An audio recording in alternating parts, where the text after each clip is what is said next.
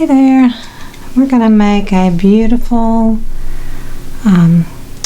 icy turquoise bloom effect resin tray in a 13-inch silicone mold. And today I'm using Counterculture DIY medium viscosity artist resin, green and yellow label, equal parts, 20 ounces, so 10 ounces of B first and then 10 ounces of A.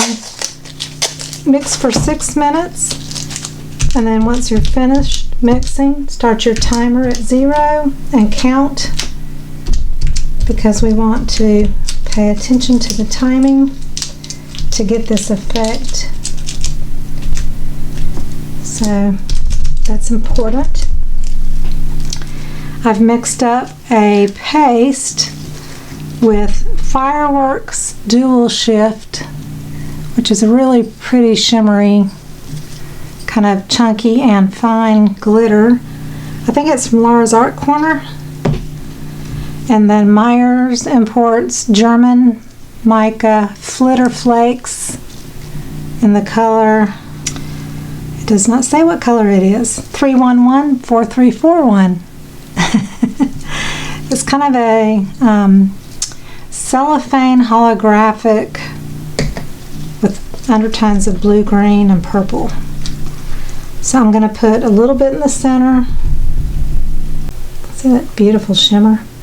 And the reason I made a paste is to try to prevent it from spreading out. I'm going to put a little bit in the middle of the coaster. I'm going to do 1 or 2, I'm not sure which. It's probably a little too much, but anyway, let's see if I can get a little bit out. Sometimes less is more. Under the lights here it looks like diamonds, it's so pretty. And then I'm going to put this around the edge and get my hair out of it too. So because it's kind of like holographic flakes and glitter, you know, I'm hoping it won't just float around. I just want it really kind of on the edges to give it kind of an icy effect. And I'm spreading it right now kind of thin just because I didn't know how much it would take to go around this 13-inch mold. I can always come back and add more, but I want to get around at least one time. And if it's just a little, then it's just a little. I like that term, flitter. Instead of glitter, it's flitter. So it means more, I think, more of a flaky, lightweight.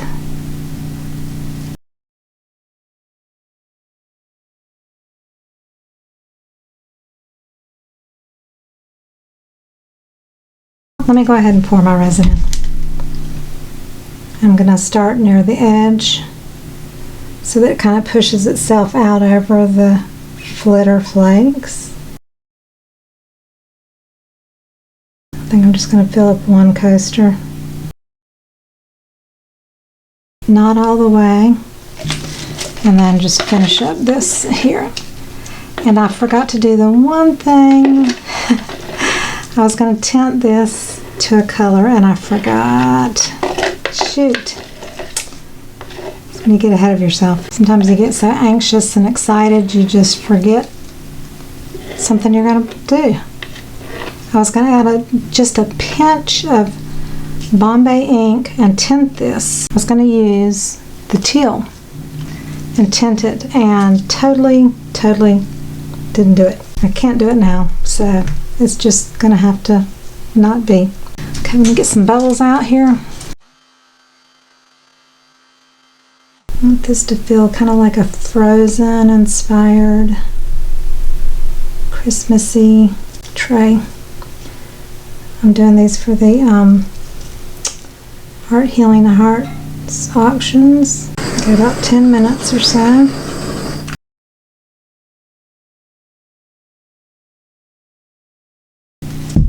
Okay, let me tell you real quickly what I have mixed up. This is about 3.5 ounces or so of resin mixed with a couple of heavy spoonfuls, and my spoon is the little metal one. It's about the size of my finger, not a big spoon, but 2 healthy scoops of sparkle white in here, 10 drops or so of Cast and Craft white, 10 drops of Pinata white alcohol ink, white snow dispersion color. I just dipped my stick in it and got the stick wet. I did not, you don't pour it in because you don't, it's like super pigmented. And this is warming up really nicely, so it's about ready to go. And then this cup is about 3 ounces, and actually I'm going to put another scoop.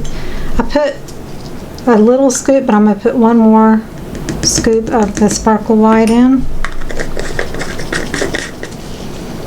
And I'm going to put a couple of drops of white alcohol ink, even though I didn't put any before, just because I thought I was going to have my clear to be a really pale aqua, and I totally forgot it.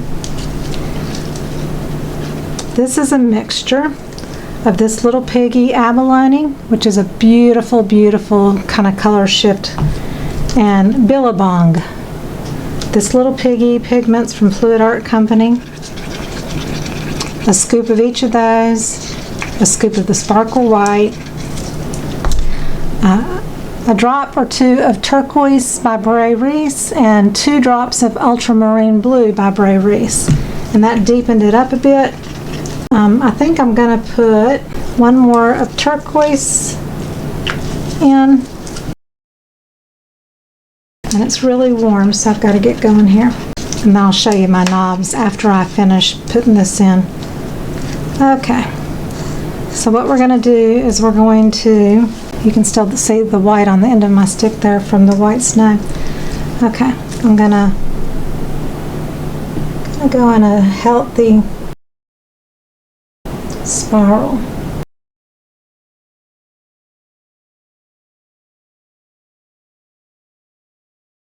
Again, this is a 13-inch mold, and I have about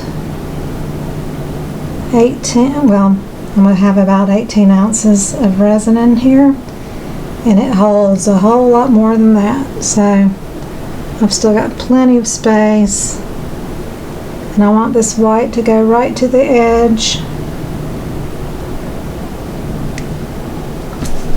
I'll come over here.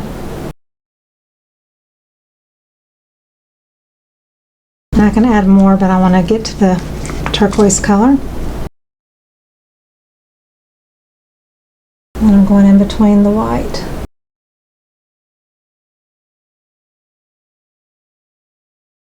And this is much deeper in color than I really wanted it, but I was going to make it deeper because I was going to tint my clear resin just a bit, but we'll still stick with this plan.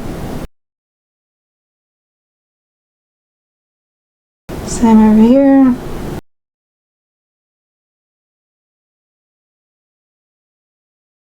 I'm going to come back in and just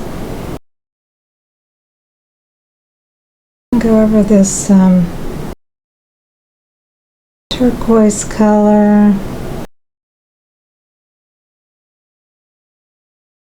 So totally not what I was planning on doing because I kind of got ahead of myself, but we're going to go with it anyway.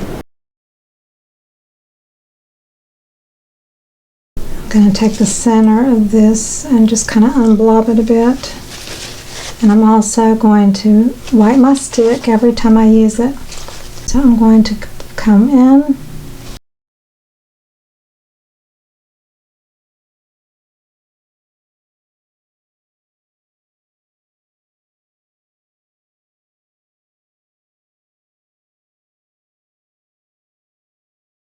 If you wait till your resin is so hot to the touch that it's almost turned to plastic, then you've waited too long. You've got to really get it when it's warm but not hot to the touch. Okay, now I'm going to pull out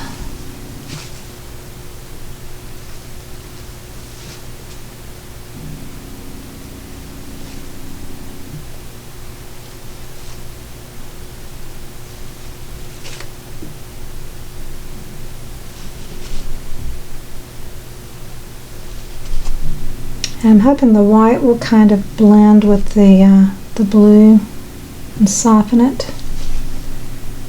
And it'll just look nice and icy and frosty. Almost like a snowflake.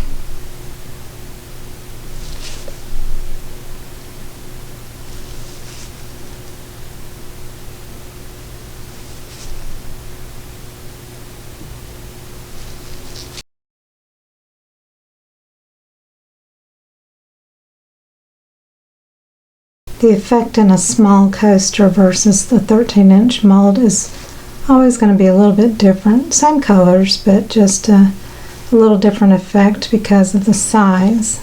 And everything always kind of moves inwards. That's just the nature of the beast. With any shape project that you're doing, it goes from the outer skirts of the mold into the center, whether it's a square or a circle or oval or any shape. So this is some beautiful color.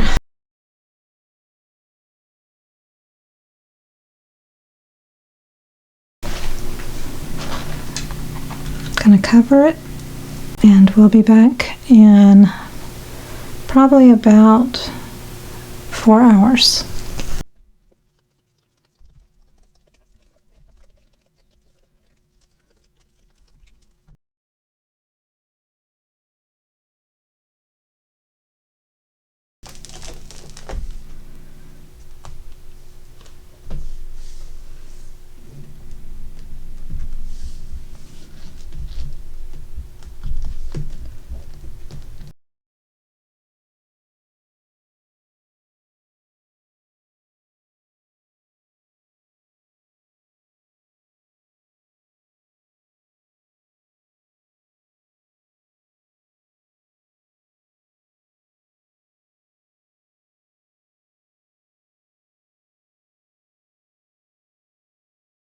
This is fast set. I mixed 4 ounces or so, and you have about 10 minutes working time. I forgot to totally even talk, so I am just kind of working to get it spread out. This one is definitely going to take 2 coats.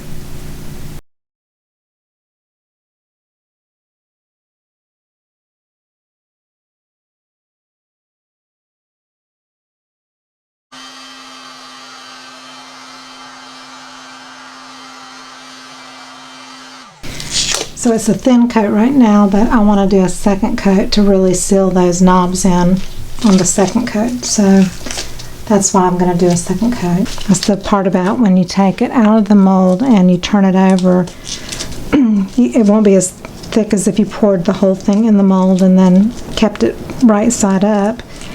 This is the bottom side, so you've got to coat the top, but these knobs are pretty heavy duty. They're like glass bubble knobs, and I want to make sure they're really in there good.